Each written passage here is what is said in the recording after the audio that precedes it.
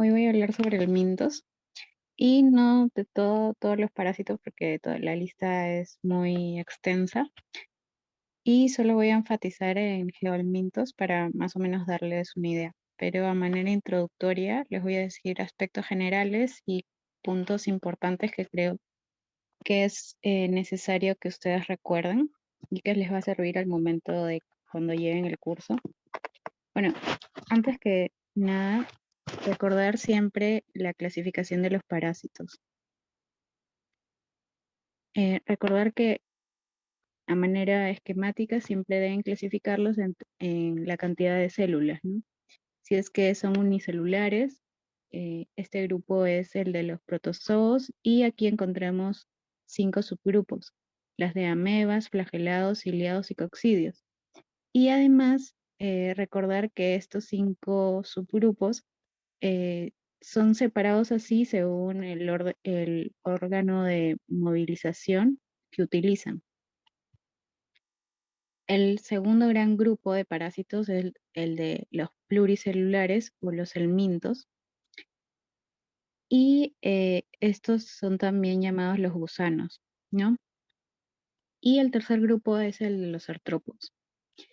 Ahora, en cuanto a helmintos o gusanos, recordar que estos se pueden dividir en dos grandes grupos según la forma que tienen. Si es que los gusanos son redondos, son denominados los nematelmintos, y si es que son aplanados, es el grupo de los platelmintos. Y más o menos el nombre los va guiando, ¿no? Nematelmintos, una forma de recordar es que como empieza de nema, se parece al cuando hablamos de neumáticos, ¿no? Y una llanta eh, la forma es cilíndrica, ¿no? Y los platelmintos, mm, eh, como el nombre lo dice, son planos. Además, dentro de los platelmintos se subclasifica en tremátodos y céstodes. Los tremátodos son los no segmentados y tienen formas de hojas, mientras que los céstodes son los segmentados, y dentro de este grupo se encuentran las tenias. ¿Ok? Eh, una forma de recordar es céstodes, inicia con C, con céstodes, y se parece similar al sonido de segmentados, céstodes segmentados, ¿no? Ahora, en cuanto a, en cuanto a los helmintos, que como dije son el gran grupo de gusanos, eh, dentro de esto había hablado que está el grupo de los nematodos y los platelmintos, ¿no? Y para ubicarnos, el grupo de los nematodos hay varias especies, ¿no? Pero las más importantes son seis especies o 6 géneros.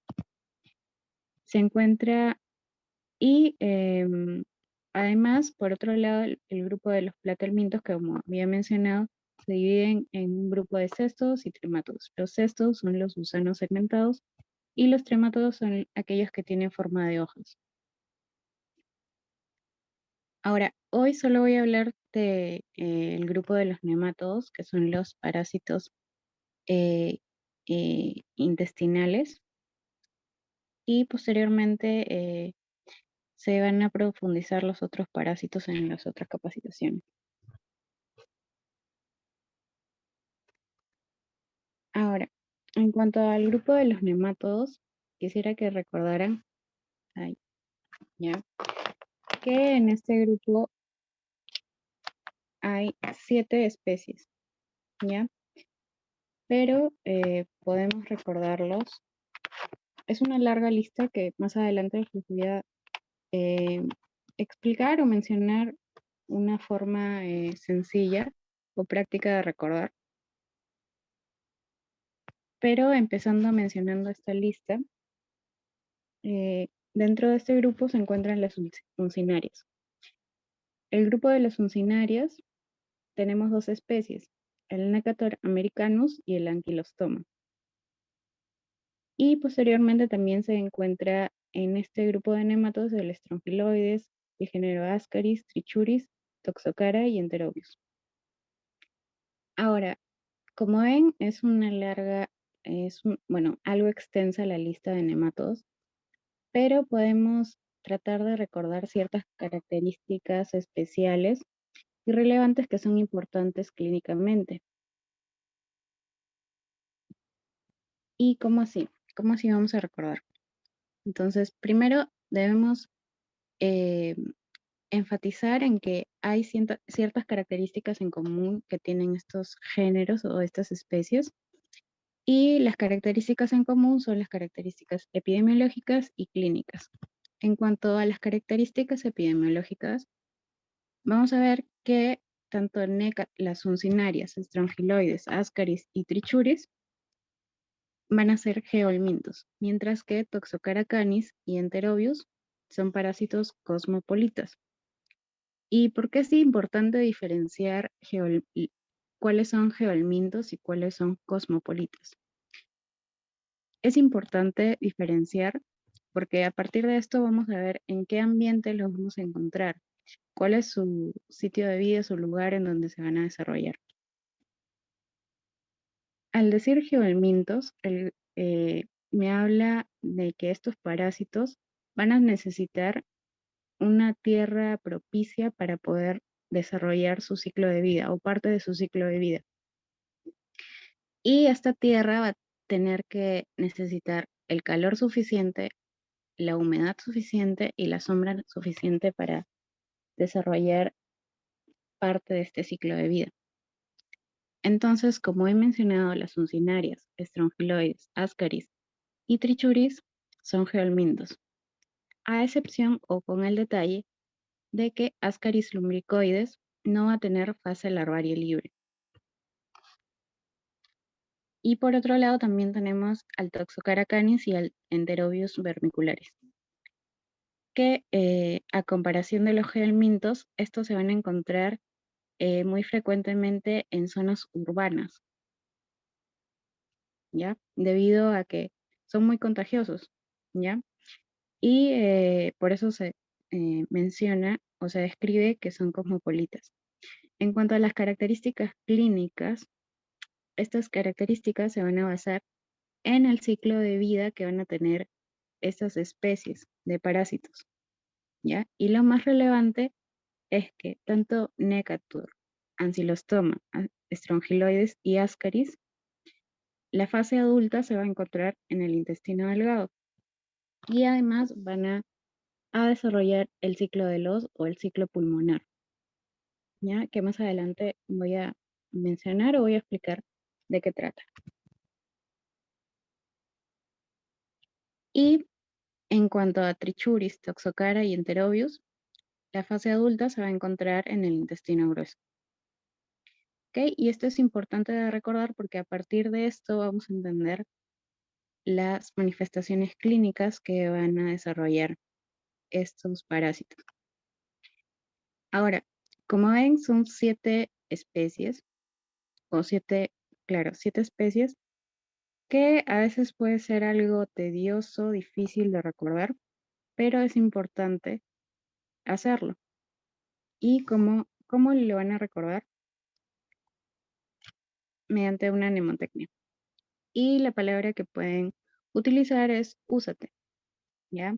U de uncinarias, S de estrongiloides, A de ascaris lumbricoides, T de trichuris y toxocara, y E de enterobius vermicularis. ¿Ok?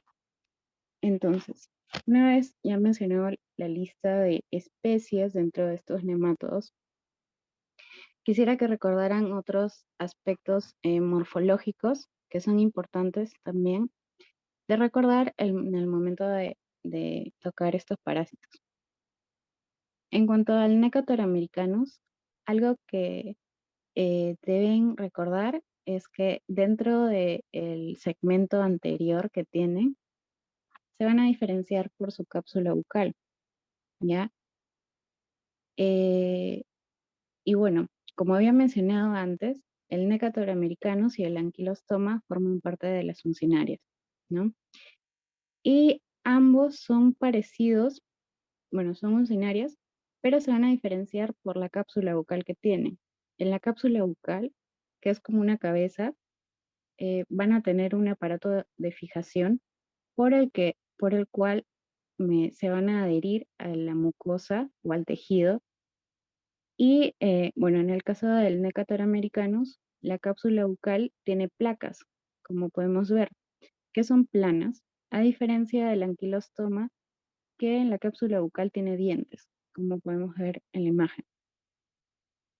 Ahora, en el caso de Ascaris lumbricoides, en el segmento anterior eh, se van a caracterizar por tener labios, como podemos ver en la imagen, 3 labios, ¿ok? Que en una vista frontal se ven así, como 3 círculos, y también al costado tenemos una vista, bueno, un corte axial. Y algo también que los puede diferenciar son los huevos, que en el caso de los huevos fértiles es característico que sean mamelonados, ¿no? O sea, que en la superficie tengan estas curvas, como se puede ver en la imagen. Ahora, en cuanto al Trichuris trichura, el estadio adulto se caracteriza por que tiene forma de látigo, como podemos ver, y esto es porque el segmento anterior es más largo y delgado, mientras que el segmento posterior es más grueso. Ahora, los huevos del Trichuris trichura se caracterizan por tener una forma de balón, ¿ya? Como podemos ver en la imagen. Y esta forma es debido a que van a tener dos tapones mucosos, tanto arriba como abajo, ¿ya? Como se ve en la imagen. Y también se menciona que se parece a la cabeza de Hey Arnold, no sé si han visto la caricatura. Ahora, en cuanto a la especie de Toxocara canis, es característico que macroscópicamente tengan esta forma alargada, como podemos ver en la imagen, y una forma en C, ¿ya? Pero algo que se diferencia la hembra del macho es que el macho, el segmento posterior, que como podemos ver, ay, a ver, voy a tratar de, no se puede, no se puede ver en la imagen, pero a ver, si nos ubicamos, la parte de, a ver, voy a tratar de, ya, no sé si pueden ver la parte que está más inferior, el extremo más inferior que se muestra en ambos parásitos, ya se van a diferenciar porque la hembra va a terminar más, ay no, perdón, el segmento, en este caso el segmento posterior del parásito, es el que se encuentra en la parte más superior, ¿ya? Y se van a diferenciar porque en el caso de la hembra va a terminar recto, mientras que en el macho va a terminar más curva, ¿ya? Y eso es una diferencia. Y también los huevos de Toxocara canis se diferencian o se caracterizan por que van a tener una doble cubierta, como podemos ver en la imagen, y esta cubierta va a ser reticular. Es decir, que tiene un aspecto de reto, ¿no? Ahora, en cuanto al Enterobius vermicularis, se caracteriza porque el adulto va a tener en el extremo anterior alas cefálicas u cutículas, como vemos en la imagen, ¿ya? 2 alas cefálicas o cutículas. Y los huevos son asimétricos, es decir, que una mitad es curva y la otra es recta, como vemos en el esquema. Ahora, una vez mencionados estos aspectos importantes que los van a permitir diferenciarlos, cuando hagan sus prácticas, ahora sí entramos de lleno a lo que es geolmintos. Como había mencionado, dentro de los geolmintos está el grupo de la especie de Strongyloides stercoralis funcionarios, y también había mencionado que se encontraba Trichuris trichura. Ahora, en cuanto a la epidemiología, también había mencionado que estos parásitos son propios de zonas tropicales y lluviosas, en las cuales el suelo es húmedo y también hay sombra. Y estas condiciones se encuentran muy frecuentemente en plantaciones de plátano o café, ¿no? Como ocurre en la selva, en el caso de Perú. Como podemos ver en la imagen, la sombra que dan estas plantaciones de plátano o café van a van a otorgar el ambiente propicio para que se desarrollen las larvas de estas especies, ¿no? Sumado a la humedad del suelo que es ocasionada por las lluvias, ¿no? Y también recordar que en estas zonas hay calor, ¿no? Entonces, si sumamos calor, lluvia, sombra, vamos a tener un suelo que va a ser suficiente para que las larvas puedan desarrollarse hacia todos sus estadios evolutivos. Ahora, ¿qué factores de riesgo van a propiciar estas parasitosis? Cuando hay, por ejemplo, fecalismo, es decir, las personas eh, hacen sus deposiciones al aire libre. Otro factor de riesgo es caminar descalzo o sin sandalias.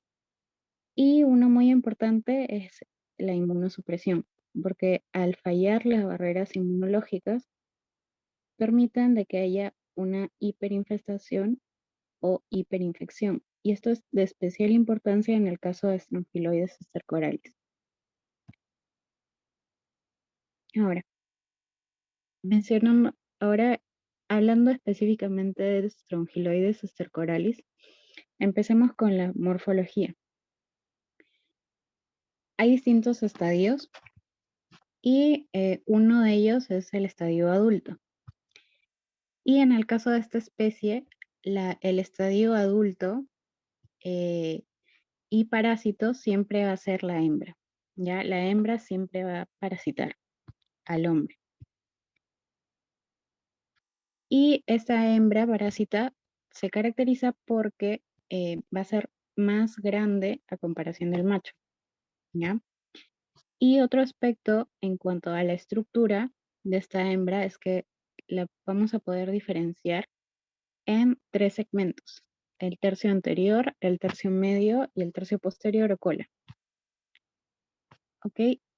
Y en el extremo anterior se va a caracterizar por tener un esófago raptoide. En el tercio medio vamos a encontrar el útero más los huevos, como podemos ver en la imagen. Y el extremo posterior o la cola se caracteriza por ser puntiaguda. ¿Ya? Ahora, en cuanto a los estadios libres, ya en el ciclo de vida libre, los adultos, sí, aquí sí vamos a encontrar tanto hembra como macho, ¿ya? Y la hembra siempre va a tener mayor tamaño, ¿ya? Y otra diferencia que es útil es la cola. La cola también, como en la hembra parásita, la cola de la hembra libre, de vida libre, va a ser recta, mientras que el macho, la cola va a ser curva. Y también a esta cola, a este tipo de cola se le denomina la espícula copulatriz. Ahora, en cuanto a los huevos, son muy similares a los de uncinarias. Tienen forma de elipsoidal, como podemos ver en la imagen, pero no se van a poder observar en las heces.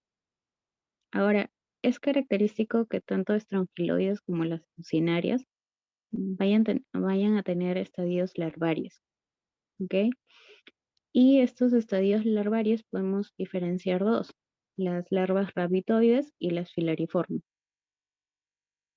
Una diferencia, la principal, es que las larvas filariformes van a ser más grandes, como podemos ver. Y otra diferencia es que también vamos a tener tres segmentos, el anterior, el medio y el posterior. ¿Ok? En el caso de la larva filariforme, el segmento anterior no va a tener una cápsula bucal y a comparación de la larva rabitoide, sí va a tener una cápsula bucal, pero la cápsula bucal va a ser más corta, como podemos ver en este esquema. En el segmento anterior, la larva rabitoide sí tiene una cápsula bucal, mientras que la filariforme no. En el tercio medio, vamos a ver que él sí va a tener un esófago, en el caso de la larva filariforme, mientras que en el caso de la larva rabitoide, este esófago es también conocido como rabditoide y es muy característico de este tipo de larvas por la forma que va a tener. Este esófago rabditoide es un esófago que va a constar de tres partes. La parte anterior, un istmo o un cuello que forma como un área más delgada y la cola de este esófago. Ahora, este esófago, los tres segmentos hacen que tenga una forma de lazo, como podemos ver en la imagen. Y es una forma de diferenciarlos. Ahora, como he mencionado, en el caso de las larvas filariformes, el esófago es muy largo, llega desde el segmento anterior hasta el segmento medio. Y en el tercio posterior, otro aspecto muy importante es el de larva filariforme. En el caso de la larva filariforme, el extremo posterior tiene una escotadura, como podemos ver en la imagen. Y eso es lo que la diferencia de las larvas rapidoides. Ok, en cuanto al ciclo de vida del estrongiloides, es un ciclo monoxénico. Y se denomina monoxénico porque va a tener solo un huésped, ¿ya? Y no va a tener un huésped intermediario. Y en este caso el huésped es el hombre, ¿ya? Y algo también característico es que va a tener tres formas de ciclo, el ciclo directo, indirecto y el de vida libre. Ahora, otro aspecto importante es que van a tener un ciclo de Loos, ya tanto las uncinarias, el estrongiloides, como el Ascaris lumbricoides se caracterizan, además de que las fases adultas están en el intestino delgado, también se caracterizan por desarrollar un ciclo de Loos. ¿Y qué es el ciclo de Loos? El ciclo de Loos es aquel ciclo en el cual las larvas que llegan a infectar se llegan a movilizar y mediante la circulación llegan a los capilares alveolares, atraviesan las membranas alveolares, llegan a la luz de los bronquiolos, ascienden por el árbol traqueobronquial, son deglutidos y pasan así hacia el tracto gastrointestinal. ¿Ya? Entonces, por eso es que se denomina este ciclo de Loos, también es llamado el ciclo pulmonar. ¿Ok? Y como podemos ver en la imagen, hay una fase, un ciclo directo, hay parte de un ciclo indirecto y hay una parte del ciclo que también es conocido como el ciclo de vida libre, ya que se desarrolla en las tierras. Ahora, en esta imagen podemos ver de color naranja el ciclo directo, en el cual las fases larvarias no se desarrollan en el suelo, sino que de larvas raptoides se evolucionan a filariformes e infectan y desarrollan todo su ciclo en el ser humano. Ese es el ciclo directo. El ciclo indirecto es aquel que mediante el cual hay una autoinfección, ¿ya? Que solo ocurre en ciertos casos, que más adelante lo voy a explicar. Y el tercer tipo, allá, como ven en la imagen, el ciclo indirecto se muestra de color morado. Y el tercer tipo de ciclo que tiene el estrongiloides se muestra en este esquema de color verde, ¿ya? Este ciclo de vida libre se da en el suelo, principalmente el suelo, como había mencionado, húmedo, en el cual las larvas rabitoides evolucionan a un estadio adulto, depositan huevos y evolucionan hacia larvas filariformes. Rabitoides, de nuevo, y posteriormente hacia filariformes. Entonces, empecemos explicando el ciclo directo. En cuanto al ciclo directo, empieza cuando las larvas rabitoides que son excretadas en las heces. Esas larvas rabitoides evolucionan posteriormente hacia filariformes en el suelo. Y estas larvas filariformes son las que van a infectar al ser humano mediante la piel. Atraviesan, perforan la piel. Si es que el ser humano camina descalzo, como eh, hace sus deposiciones al aire libre, puede infectarse a través de la piel con las larvas filariformes. Y al ingresar estas larvas filariformes, viajan a través de la circulación y, como había mencionado, llegan a los capilares pulmonares, ascienden por los bronquios, son deglutidos y a esto se le denomina el ciclo del oso. Al ser deglutidos, llegan al tracto gastrointestinal y viajan hasta llegar al intestino delgado. En el intestino delgado, lo que ocurre es que estas larvas filariformes se van a transformar en un estadio adulto, ¿ya? Pero el estadio adulto que desarrollan solo es la hembra, ¿ya? No va a haber un macho en el cuerpo humano. Esta hembra eh, se va a caracterizar porque va a realizar el fenómeno de partenogénesis, que es una forma de reproducción en el cual, sin necesidad del macho, deposita huevos. Ahora, al depositar sus huevos, estos van a eclosionar y van a migrar hacia la luz intestinal y se transforman de nuevo hacia larvas rapitoides. Y se cierra el ciclo cuando estas larvas son excretadas en las heces. Ahora, cuando estas larvas llegan al suelo, pueden desarrollar el otro tipo de ciclo, que es el ciclo de vida libre. En el suelo, evolucionan hacia un estadio adulto, depositan huevos y al depositar sus huevos, estos evolucionan, crecen, se transforman en larvas rapitoides y posteriormente hacia filariformes. Y se cierra otro ciclo de vida libre. Ahora, el ciclo de autoinfección o el ciclo indirecto ocurre cuando estas larvas rapitoides, que son muy móviles, pueden generar o generar una nueva infección. Y esta infección puede ser tanto externa como interna.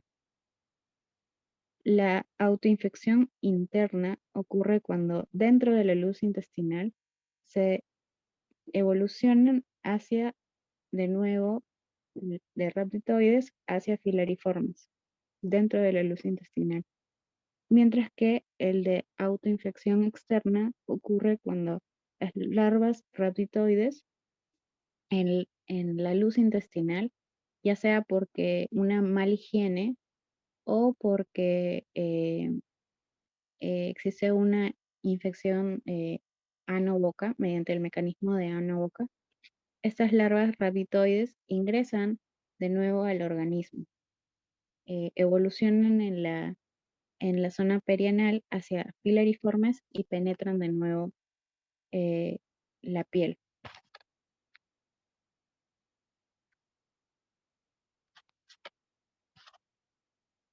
Ya. En cuanto a las manifestaciones clínicas, esto va a depender mucho del tiempo que exista de esta parasitosis dentro del cuerpo humano. Puede haber manifestaciones agudas como crónicas según el tiempo, pero también depende de la inmunidad del huésped. Para entender más las manifestaciones clínicas, es necesario recordar de que un gran grupo no desarrolla síntomas. Solo un 40% va a desarrollar síntomas, mientras que una gran parte, un 60%, cursa sintomática. Esto hace de que sin síntomas no haya alerta de infección y evoluciona a través del tiempo y llega a una forma crónica. Entonces, en una fase aguda, ya sin síntomas o con síntomas, en una fase aguda, las manifestaciones clínicas dependen mucho de, como hemos visto, del ciclo de vida. Primero, como había mencionado, las larvas filariformes atraviesan la piel, infectan mediante la invasión cutánea, infectan al ser humano. Entonces, por la penetración van a generar una reacción alérgica y esto hace que en la piel las manifestaciones clínicas sean prurito o dermatitis. ¿Ok? Y cuando estas larvas filariformes llegan al pulmón, desarrollan el ciclo de los, van a generar una reacción tisular también. Y esta reacción tisular es conocida como el síndrome de Loeffler o eosinofilea pulmonar, que es importante que lo diferencien del ciclo de los, eh, porque el ciclo de los es el ciclo que se produce por la migración de las larvas filariformes, mientras que el ciclo de Loeffler es producido por la reacción tisular que tienen el tejido pulmonar hacia el parásito, ¿ya? Y como también había mencionado, cuando los parásitos llegan a la luz gastrointestinal, la atraviesan y se alimentan de este tejido.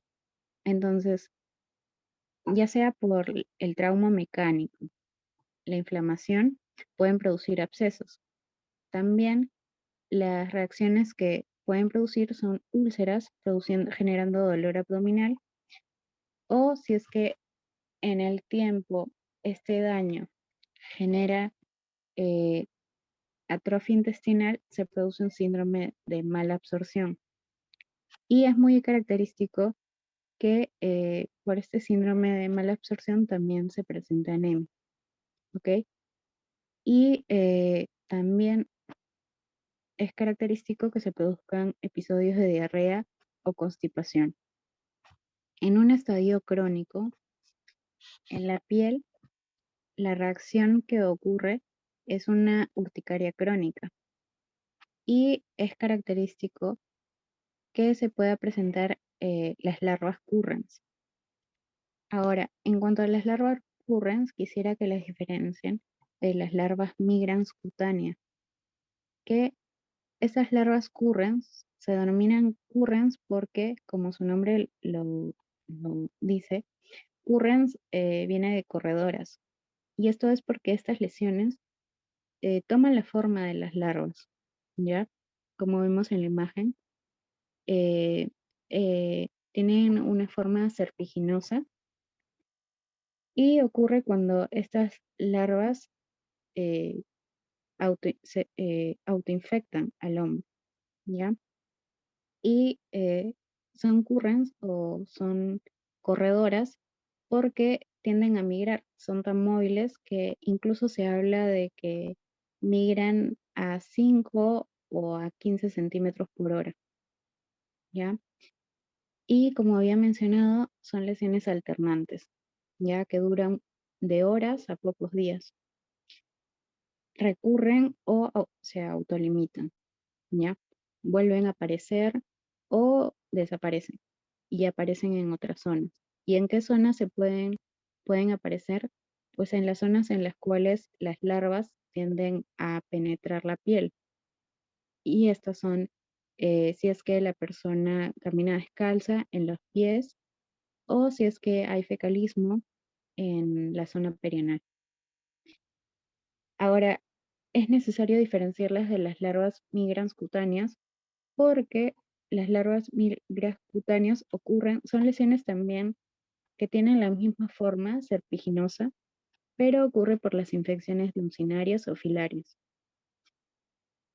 Y también son intensamente pruriginosas y ocurren en la zona de penetración. Pero a diferencia de las larvas currens, no tienden a migrar tanto. Ahora, eh, estas manifestaciones agudas y crónicas eh, tienden a limitarse, ¿ya? Y esto es debido a que existe una buena respuesta inmunológica hasta cierto límite. Pero si es que esta respuesta inmunológica no es tan buena como ocurre en el caso de los pacientes inmunocomprometidos, la infección del Strongyloides estercoralis tiende a extenderse mucho y a ser una forma diseminada. ¿Y en qué casos podemos encontrar inmunocompromiso? En los casos, por ejemplo, de VIH, en los pacientes que reciben corticoterapia por alguna razón, y también en el caso del virus HTLV1. Entonces, es muy frecuente que se mencione la asociación de infección de estos virus con el estrongiloides. Y en estos casos, como había mencionado, este inmunocompromiso acelera el ciclo de autoinfección y genera síndromes de hiperinfección o estrongiloidiasis diseminada. Ahora, en cuanto a las uncinarias, como había mencionado, dentro de este grupo se encuentran las especies de Ankylostoma duodenalis y Necator americanus. En el caso de estas especies, en el estadio adulto, vamos a poder diferenciarlas. Uno, porque en el caso del Ankylostoma duodenalis es más grueso y más largo, y el Necator americanus es más delgado y más pequeño. Y otro punto que ya había mencionado al inicio, se van a diferenciar principalmente por la cápsula bucal. En la cápsula bucal, estas especies van a tener órganos de fijación que van a utilizar para adherirse a la mucosa intestinal. Y en el caso del anquilostoma, va a tener 4 dientes o 2 pares de dientes. Y en el caso del Necator americanus, va a tener 2 placas como órganos de fijación o un par. ¿Ya? Como podemos ver en el esquema y en las imágenes. Otro punto que va a permitir diferenciar a estos adultos parásitos es la forma del cuerpo.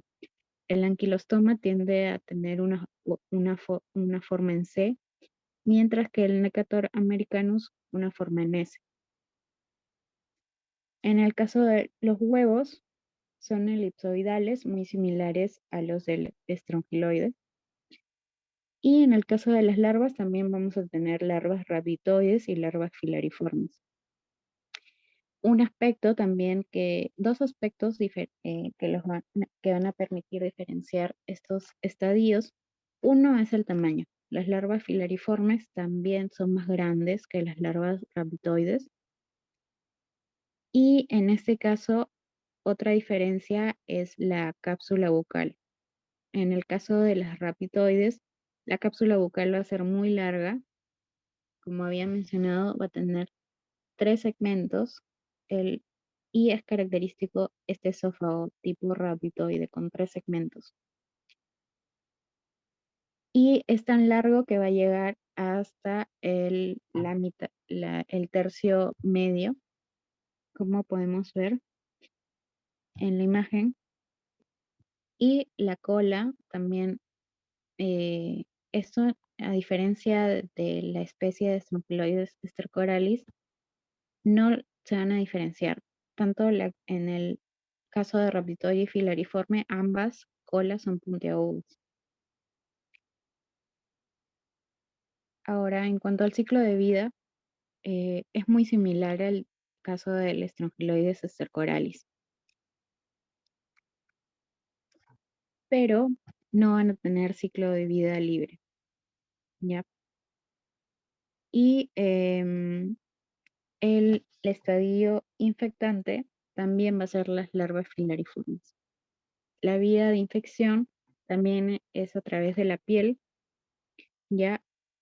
O también puede ser oral. Y también van a desarrollar ciclo de los, ¿ok? Ahora, para ser más específica, este ciclo de vida empieza cuando los huevos son expulsados en las heces, siendo este estadio el diagnóstico. Ahora, estos huevos evolucionan hacia larvas rhabditoides y filariformes, y son estas larvas filariformes las que infectan a través de la piel. Ya estando en la piel, a través de la circulación, llegan a nivel pulmonar, desarrollan el ciclo de los, son deglutidas, llegan al tracto gastrointestinal y se adhieren a la mucosa del intestino delgado. En la mucosa del intestino delgado, aquí aprovechan y utilizan sus órganos de fijación para adherirse a la mucosa. Y en esta mucosa utilizan la sangre del ser humano para alimentarse y nutrirse y evolucionar hacia un estadio adulto. Estos estadios adultos depositan los huevos y estos huevos son finalmente expulsados en las heces. Y ya estando las heces es posible identificarlas al microscopio. Por eso es que este estadio es el diagnóstico. A diferencia del Strongyloides cercoralis, que el estadio diagnóstico era las larvas rhabditoides.